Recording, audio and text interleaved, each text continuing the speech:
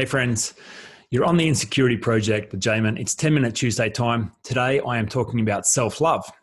Very central to the Insecurity Project, very central to the quest to overcome insecurity is to develop a deep, loving relationship with yourself.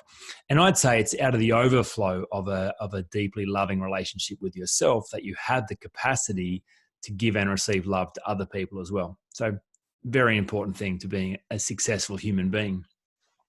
So thinking about how I could explain how this works to you today, maybe in a way that you haven't heard before, in a way that gives you some access to a new pattern of thinking and some different self-awareness. Because we all kind of get that self-love is important and you're supposed to love yourself better, but it's not as easy as it sounds.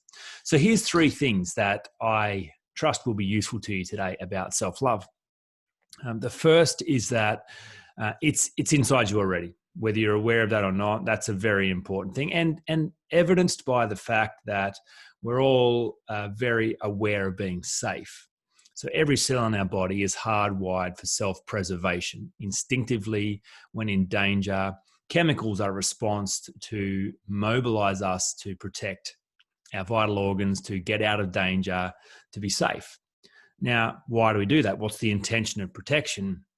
Well, it turns out we only protect that which is valuable. And the more value we place on something, the more motivated we are to protect it. The things we actually don't care about, we don't protect. So the people who think, I don't love myself at all, that cannot be true. If that were true, why are you investing any energy in self-protection? Why are you even here? So self-love is always inside us. It is a central part of what it means to be a human being. However, just because love is inside you does not mean that love is being directed in a resourceful way or a healthy manner. And the best way I could describe what that means is using a parenting analogy. So, I've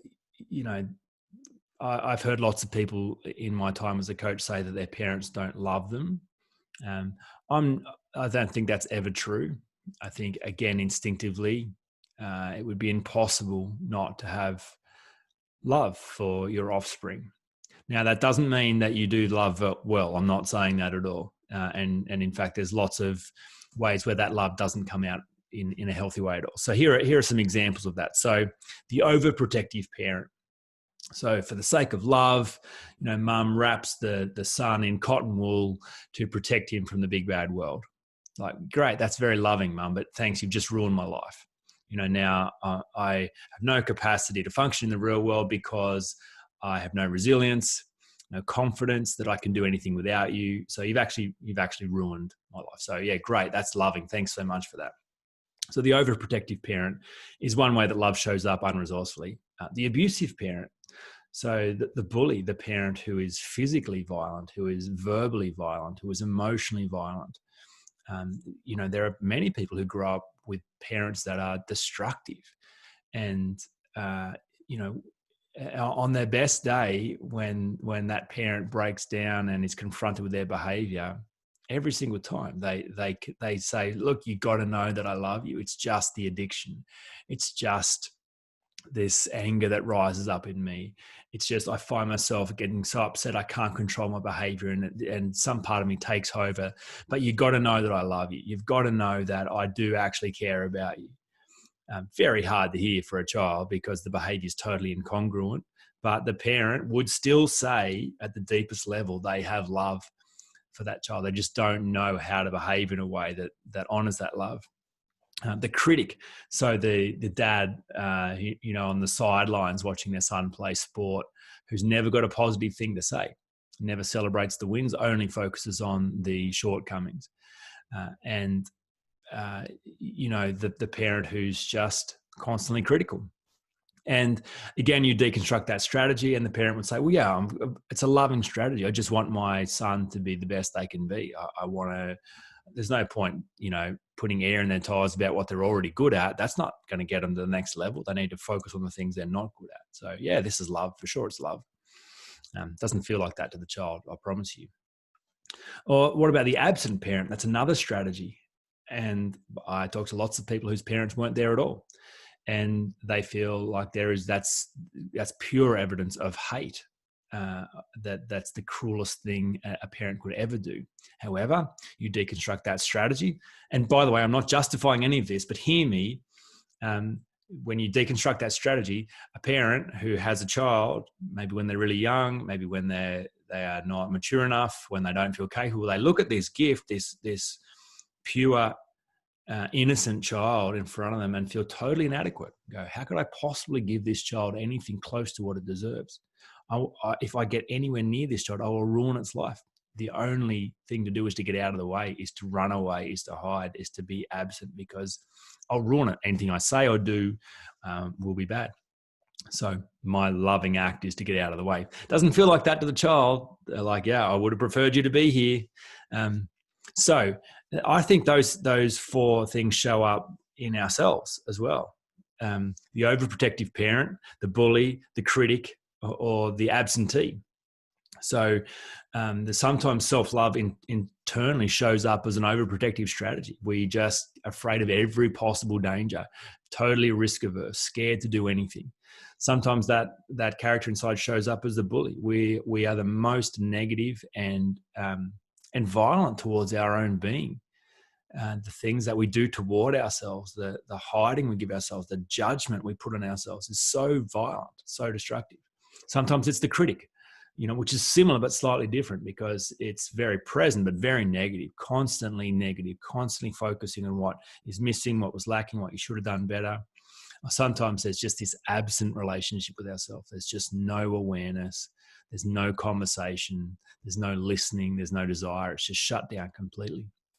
So I think the point is that sometime as you're growing up as an adult, if that parent continues that behavior and they continue to play the card and say, well, look, this is love, at some point you go, okay, well, this is not going to work for me. If you love me, you've got to do better than that. Mom, if you love me, you cannot keep wrapping me in cotton wool. You have to let me go. Dad, if you love me, you cannot keep picking on every negative thing that I've ever done. Parent, if you love me, you actually got to show up. You got to be here. You got to advocate for me. You got to be present for me. And so there's this calling to an account. There's this calling to say, if it's love, you got to do better than that, because I'm not feeling it as love. So the same is true with ourselves at some point, to go, yeah, okay, yes, there's love there, great, but it's not shown up in a way that's resourceful. At some point, enough is enough. If it's love, okay, then do better. For the sake of love, do better. Be present, advocate, be kind, deeply love and accept. Focus on the strengths, focus on what I'm doing well, not what I'm doing poorly. So there's this line in the sand moment, this threshold where love gets called to account. And from that moment, things can change. So I think that's the challenge for each of us in terms of our own relationship with ourselves, is to hold ourselves to a higher standard around what love looks like. If love's there, great. We've always got all that we need inside us already. That's a beautiful thing to become aware of, but that's not enough. The responsibility and the choice around what we've been given to maximize that and to use it for good rather than harm. So I hope that sparked some thought around how you can improve your relationship with yourself today. Let me know if you've got any questions or thoughts. Always interested in your feedback about these 10-minute Tuesdays. And look, the Unhindered Short Course, you've heard me talk about that for the last few weeks. Lots of people have been jumping on and doing that and finding that really useful. I'm super excited about that as a resource to help you take the next step in this journey. It's a real deep dive, and it's focused on changing the narrative that you're having. So there's lots of lightweight stuff in the personal development industry, and I have this aversion to behavior management. All I'm interested in transformation. So that's my best effort at putting a series of videos together that step you through a process that get you in the game to change the conversation you're having with yourself about what you're afraid of.